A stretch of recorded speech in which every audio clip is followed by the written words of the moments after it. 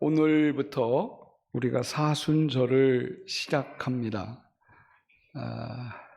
사순절을 시작하는 이 수요예배에 오신 여러분, 여러분에게 특별한 하나님의 은혜가 임하시기를 진심으로 축복합니다. 제가 우리 김대준 장로님이 와 계시다는 것을 아멘 소리로 어디 계신지를 알 수가 있어요.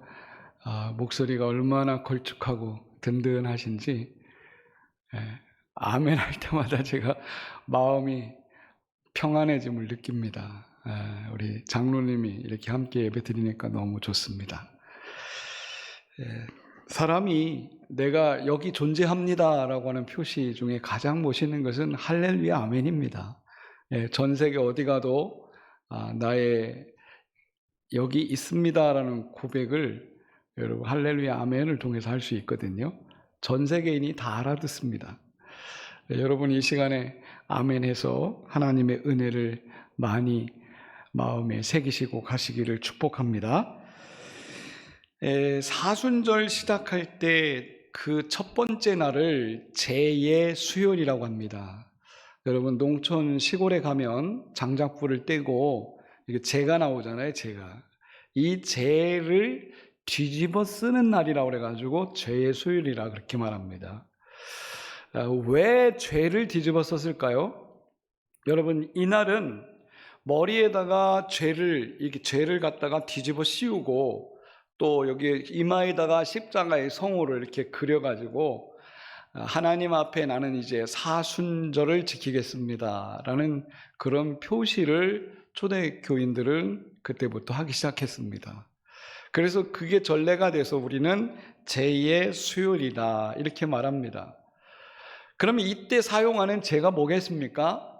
우리가 보통 제가 아니고요.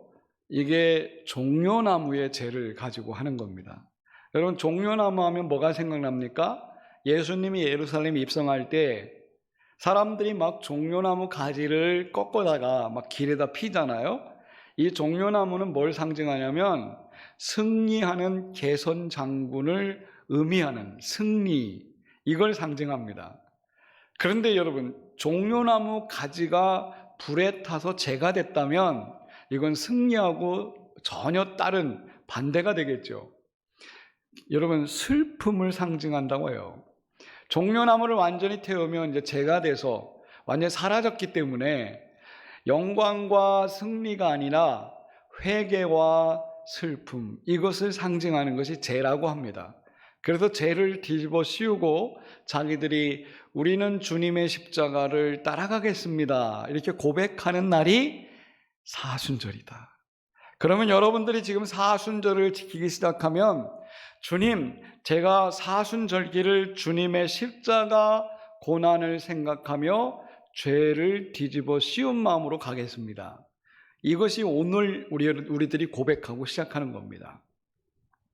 그래서 저는 이 시간, 이 수요 예배는 1년 중에서 가장 특별한 수요일입니다. 이게 전 세계 기독교인들의 수요일이 제의 수요일입니다. 따라서 오늘 여러분 명절 끝 무렵에 왜 이게 공교롭게도 오늘 시작했냐면 아마도 수요 예배 나올래 안 나올래 하나님이 테스트 하시는 것 같아요. 기가 막히게 금년에는 명절 끝 무렵에 이 제의 수요일이 시작하고 있는데 아마 전국 교회들이 이런 시험거리가 하나 생겼을 거예요. 제의 수요일인데 우리가 사순절을 의미 있게 들어가야 된다 이렇게 생각하고 예배하는 교회들이 많을 겁니다. 여러분 구약시대의 사람들은 죄를 뒤집어 쓰는 것을 슬픔, 참회의 상징으로 생각했습니다. 특별히 여러분들이 기억할 만한 한 사건이 있는데요. 욥이라는 사람이 있죠. 이 욥이 10 아들, 딸들이 다 죽었다는 소식을 듣고 어떻게 합니까? 하나님 앞에 통곡하기 시작해요. 그러면서 욥기 2장 8절에 보면 욥이 재 가운데 앉아 철저하게 하나님 앞에 울부짖습니다. 욥이요 10명의 자녀들이 다 죽었다는 소식을 듣고 재 가운데 앉았다고 그랬어요. 얼마나 슬펐으면 죄를 머리에 얹는 게 아니라 죄 구덩텅이에 가서 앉아서 하나님 앞에 슬퍼했다고 그랬어요. 뭘 상징하겠습니까? 철저하게 자기를 내려놓는 거예요. 그러면서 욥이 이런 고백을 합니다. 알몸으로 우리가 세상에 왔으니 알몸으로 이제 돌아갈 거다. 그러면서 슬픔을 스스로 막 달래요. 그래서 요엘서 오늘 우리가 볼 텐데요, 요엘서를 보면서 우리는 욥이라는 사람을 생각하지 않을 수가 없어요. 사순절 기간 동안에 우리가 오늘 요엘서를 통해서 이렇게 우리가 사순절을 지켜야 되겠구나, 이것을 여러분 마음에 새기신다면 오늘 반드시 하나님이 은혜 주실 줄로 확신합니다. 사순절이라는 게 뭐예요? 수는 열을 말하죠. 네 번의 열을 지내는 날이에요. 그래서 40일을 의미합니다. 우리가 부활절까지 주일을 뺀 40일을 우리는 사순절로 지키거든요. 그러면 여러분들이 40일 동안 지키는 이 절기의 40이라는 상징수를 한번 생각해 보셔야 됩니다. 성경에 보면 40이라는 숫자가 많이 나오죠. 그렇죠? 40이라고 하는 숫자는 광야와 직결됩니다. 40일 동안 정탐도 했지만 40이 40년이 됐고, 모세는 시내 광야산에서 40일 동안 금식 기도한 사건이 있었습니다. 예수님이 공생애를 시작할 때 어떻게 했죠? 광야에 들어가셨어요. 그리고 40일 동안 금식하시고 나오셨어요. 근데 놀랍습니다. 40일이 다 끝나는 그때 모세를 생각해 보세요. 모세가 시내산 광야 올라가서 40일간 금식 기도하고 받은 게 뭘까요? 십계명이에요. 십계명. 예수님께서 40일 광야에서 금식하고 마지막 승리로 잡은 게 뭘까요? 마귀의 시험이 아니라 시험을 이긴 하나님의 말씀이었어요. 따라서 저는 이번 사순절 여러분들과 함께 기대합니다. 여러분들이 사순절 기간 동안 금식해도 되고 금욕해도 되고 절제, 자선을 베풀어도 괜찮아요. 그런데 어떤 행위로 우리가 지키든 간에 40일 마지막 날에는 하나님 말씀이 확실하게 믿어지기를 축복합니다. 이게 40일의 의미예요. 그래서 여러분, 성경의 사람들은 구약이든 신약이든 40일이라고 하는 걸 굉장히 중요하게 생각했어요. 사람이요, 태장으로 때리잖아요. 40에 하나 가만 몇 가지 때려야 돼요. 40대를 때리면 죽어요, 사람이. 그래가지고 이 40이라는 숫자는 완전한 숫자예요. 오늘 여러분들이 사순절기를 그냥 지키는 게 아니라 오늘부터 시작하면 주일을 뺀 40일 동안 내가 어떻게 해야 되겠다는 작정을 하시면 저는 분명히 확신합니다. 40일이 되는 마지막 부활주일에는 여러분들이 하나님의 말씀을 귀하게 받으실 거예요. 그러한 여러분들이 되시기를 축복해요. 오늘 이제 요엘서를 제가 볼 텐데요, 요엘서는 재해 수요일을 시작하는 성도들에게 주시는 결단의 말씀이에요. 요엘서 하나하나가 너무나 소중하게 우리에게 다가옵니다. 여러분, 요엘에서 가장 강조하는 것은 뭐냐면 하나님이 메뚜기 재앙으로 완전히 심판하겠다는 거예요. 혹시 여러분 메뚜기 보셨어요? 우리나라 가을에 논에서 보는 그런 메뚜기가 아니에요. 여러분, 광야의 메뚜기는 이딴만해요. 이딴만해. 이것들이요, 날르기 시작하면요 하늘에 해가 안 보여요. 그러니까 이집트에서 메뚜기 재앙이 있었지 않습니까? 광야에 들어가서도 메뚜기들이 있었거든요. 이 메뚜기들이 한번 날기 시작하면요 지나간 자리는 완전히 사막화됩니다. 아무것도 남지 않아요. 그런데 요엘서에 나오는 가장 무서운 재앙이 뭐냐면 메뚜기 재앙이에요. 메뚜기가 별거 아닌 것 같죠? 우리 같으면 가서 이렇게 파리처럼 막 잡아가지고 볶아먹고 지져먹고 막 이렇게 할 것 같죠? 전혀 그렇게 할 수 없어요. 얘들이 얼마나 떼거리를 움직이는지 하늘에 한번 영상을 보시면 기가 막힙니다. 메뚜기가 움직이면요 해가 안 보인다니까, 해가. 그 정도로 메뚜기는 재앙 중에 재앙이에요. 그러면서 하나님이 오늘 요엘 선지자에게 뭐라 하냐면, 이 세상의 마지막 때 여호와의 날이 오면 메뚜기 재앙을 내가 내릴 텐데 그날에는 너희들이 정신 차리고 이렇게 해라 라고 하는 명령을 하고 있습니다. 우리가 사순절을 지키는 것은 예수님의 십자가를 생각하면서 마지막을 생각하는 거예요.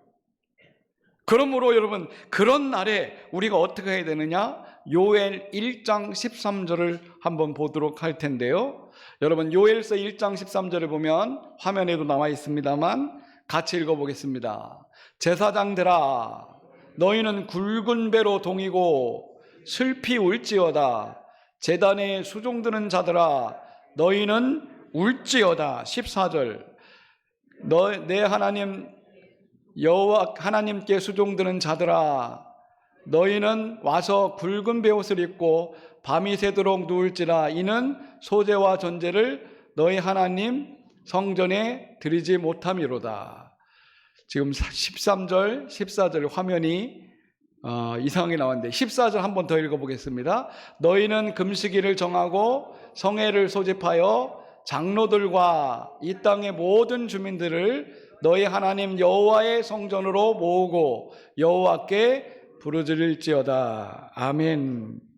여기 보니까요, 하나님이 재앙의 날을 너희에게 주겠다 이렇게 말하면 제사장들은 울기 시작하라는 거예요.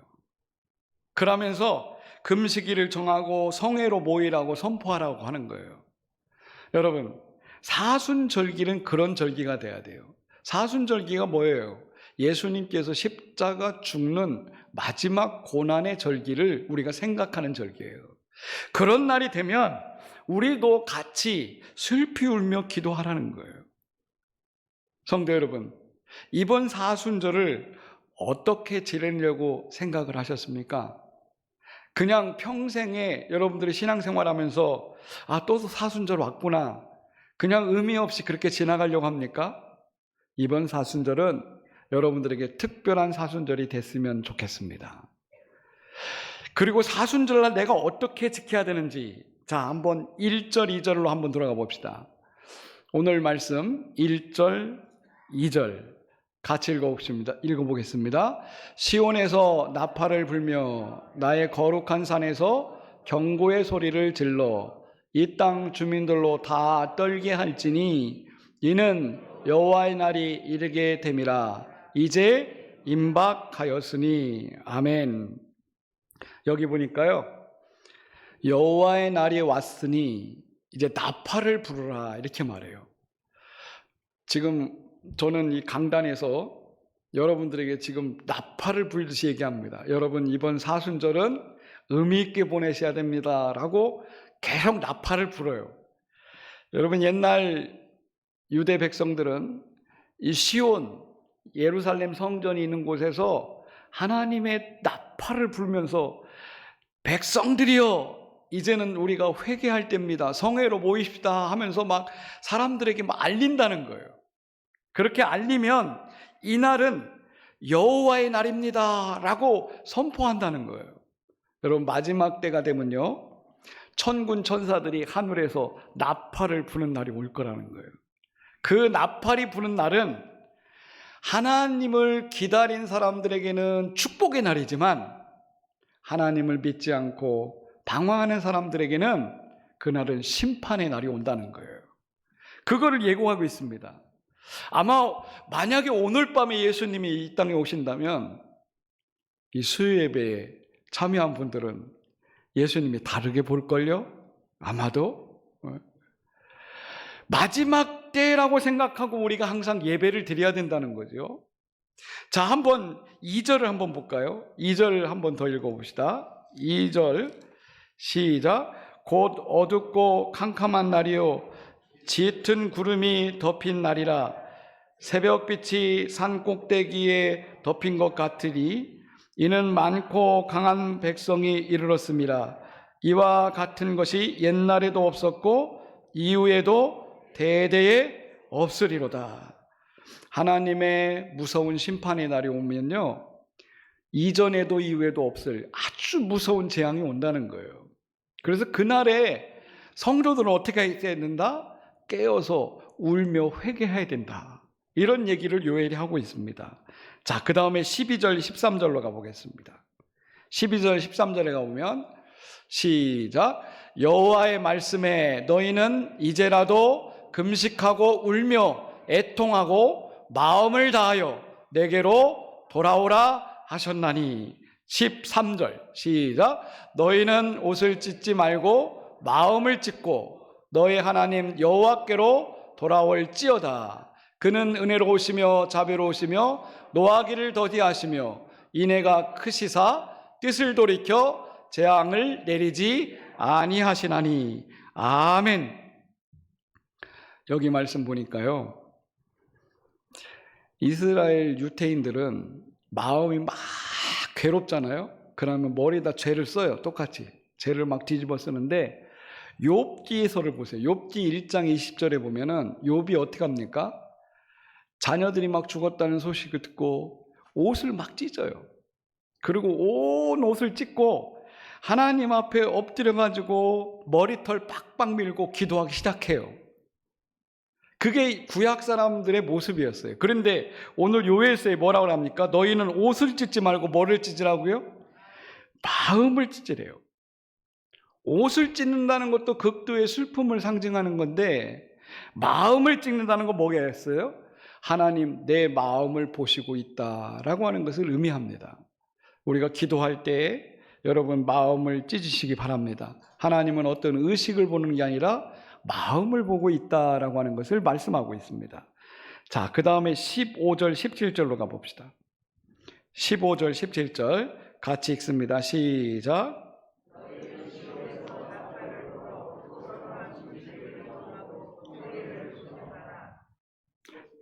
16절 17절 같이 읽어봅시다.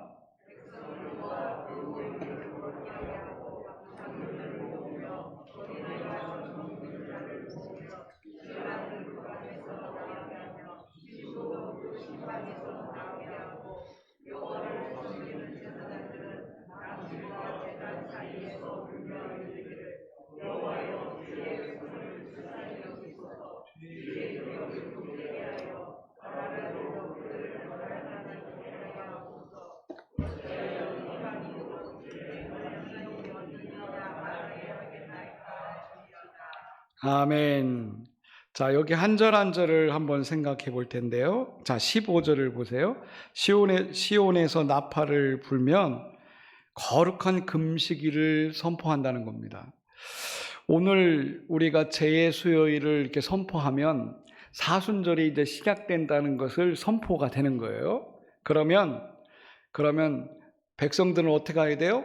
장로, 어린이, 젖먹이, 신랑, 신부 누구나 할 거 없이 전부 다 성전으로 모인대요.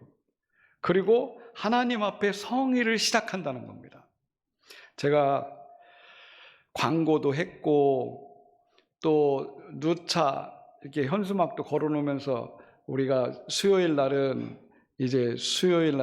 사순절 시작합니다. 아무리 외쳐도 여러분 백성이 다 모이지 않으면 허사예요. 오늘 하나님은 모든 백성이 다 모이라고 지금 호통치고 있어요. 같이 전부 다 함께 성의를 이제 지키도록 하라. 여러분, 제수요일은 왜 있습니까? 사순절이 시작하는 그 절기에 다 같이 모인다는 것을 의미하고 있습니다. 그런데 저는 놀라운 것이 뭐냐면 17절을 한번 다시 보세요. 제사장들은 울며 여호와께 어떻게 한다고요? 백성을 위해서 기도하라고 그랬어요. 사순절기 시작하는 날, 오늘날 제사장들이 누구겠습니까?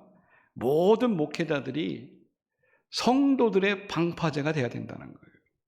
제가 이 말씀 보면서 많이 느낍니다. 주의 백성들을 불쌍히 여기면서 다 모이라는 거예요. 그러면서 그 백성들과 함께 제사장들이 울면서 이제 우리가 주님의 날을 맞이하기 위해서 기도해야 됩니다 하면서 함께 동참한다는 거예요. 성도 여러분, 오늘 재해 수요일을 시작하면서 저는 목회자로서 여러분들과 함께 이 사순절기를 잘 지켰으면 좋겠다는 기도를 하고 시작했습니다. 금년에 우리 교회가 사순절기를 지킬 때 하나님의 역사가 일어나기를 바랍니다. 그리스도인들은요, 세상 사람들처럼 살면 안 됩니다.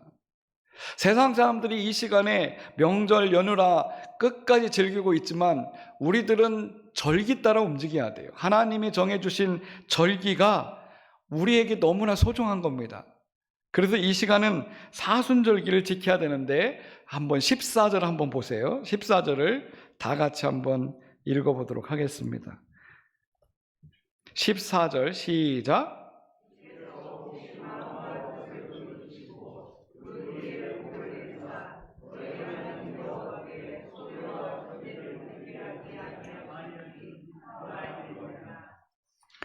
자, 여기 기가 막힌 말씀이 있어요. 주님께서 혹시 마음과 뜻을 돌이키실 것이다. 그리고 그 뒤에 복을 내리실 것이다. 자, 여러분 요엘서를 다시 한번 정리해 볼게요. 이 요엘서는 이스라엘 백성들이 지금 재앙의 날이 닥친 겁니다. 메뚜기 재앙처럼 엄청 험한 재앙이 닥쳤는데 이 재앙을 극복하기 위해서는 백성들이 다 같이 모여서 하나님 앞에 회개와 슬픔을 가지고 기도하라는 겁니다. 그러면 하나님이 혹시 하나님의 마음과 뜻을 돌이켜 주신다는 거예요. 이게 하나님의 마음을 우리가 회개함으로 돌이킬 수 있다는 가능성을 지금 얘기하고 있습니다. 그러면서 14절에 뭐라고 그러냐면 그 뒤에 복을 내려주실 것이래요. 어떤 복을 내려주냐면 한번 읽어보세요. 너희 하나님 여호와께 소제와 전제를 드리게 아니하실지 누가 알겠느냐. 자, 여러분에게 물어보겠습니다.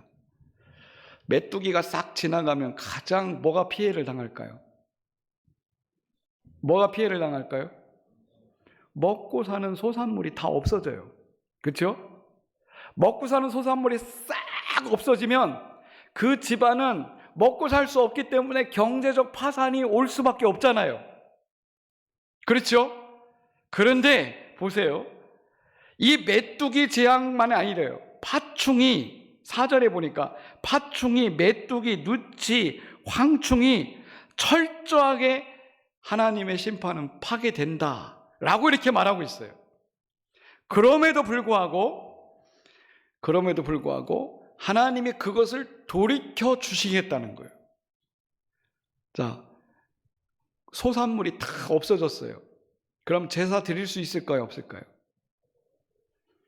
밭에 곡식이 다 사라졌어요. 그래서 제사를 드릴 수 있어요? 없어요? 제사를 드리려면 곡식을 가지고 와 드려야 될 거 아니에요. 그렇죠? 자, 그런데 보세요. 하나님이 돌이켜서 그 뒤에 복을 내리시는데 너희 여호와 하나님께서 그 다음 읽어요. 소제와 전제를 드리게 아니하실는지 누가 알겠느냐. 여러분, 이 기가 막힌 일입니다. 소제는 뭐지요? 소제는 곡식을 가지고 하나님 앞에 드리는 제사가 소제예요. 그런데 재앙의 날에 회개하고 돌이키고 하나님 앞에 성의를 지키는 사람들에게는 소제를 드릴 수 있게 하시겠다는 거예요. 이해됩니까? 전제는 뭐예요? 전제는 포도주를 갖다 붓는 거죠. 그런데 메뚜기가 재앙을 다 휩쓸어 가지고 아무것도 없어. 그런데 전제를 드리게 할 수 있겠다라는 거예요. 누가? 하나님이. 예? 어떤 사람들에게 혹시 마음을 하나님 앞에 회개하고 자복하고 성의를 지킨 사람들이 회복해주는 역사가 일어난다는 거예요. 저는요, 이번 사순절 때 기대하고 있습니다. 하나님 앞에 철저히 회개하고 이 사순절기를 잘 지키겠다고 다짐하는 성도는 하나님이 예배를 멈추지 않게 하겠다는 거예요. 소제와 전제가 없으면 예배가 되지 않습니다. 하나님 앞에 예배 드리려면 반드시 번제물을 가지고 와야 되고 소제물을 가지고 와야 되고 전제물을 가지고 와야 되는데 이거 없이는 제사가 안 되는 거잖아요. 그런데 하나님이 마음을 돌이켜 회개하는 백성들에게는 절기 기간 동안에 제사할 수 있도록 하겠다는 거예요. 저는 이번 사순절 기간 동안에 40일 동안 여러분들이 철저하게 하나님 중심으로 살아가면 여러분을 통해서 하나님이 영광 받는 예배가 끊이지 않을 것이다. 그 믿음을 가지고 살아가시기를 축복합니다.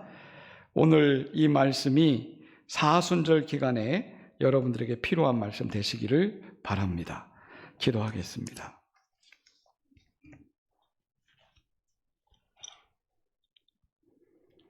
하나님, 우리는 결핍이 없는 세상에 살고 있습니다.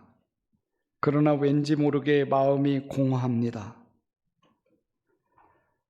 우리가 사는 세상은 속도가 지나치게 빠릅니다. 그러나 방향을 제대로 잡지 못하고 가는 사람들이 너무 많습니다. 이번 절기 동안에 하나님을 향한 우리의 마음이 정해지게 하여 주시옵소서. 지금 우리가 사는 세상은 디지털 문화가 과잉 속에 있습니다. 본질로 돌아가는 절기가 되게 하여 주시옵소서. 개인주의가 팽배한 세상입니다. 우리가 공동체가 함께 모여 하나님 앞에 예배하고 회개하는 절기가 되게 하여 주시옵소서. 이번 사순절기는 우리에게 특별한 시간이 되게 하여 주시고, 하나님, 그냥 1년에 한 번 지키는 절기가 아니라 오늘 요엘서의 말씀처럼 절기의 시작을 알리는 나팔 소리가 들리면 그때부터 성일을 지킨 이스라엘 사람들처럼 우리들도 사순절기를 잘 지킬 수 있도록 은혜를 베풀어 주시옵소서. 금년 사순절기는 나를 위한 준비된 절기라고 믿고 이 절기 동안에 내가 어떻게 지켜서 하나님의 영광을 누릴까를 모두가 생각하는 귀한 시간이 되게 하여 주시옵소서. 예수님의 이름으로 감사하며 기도드립니다. 아멘.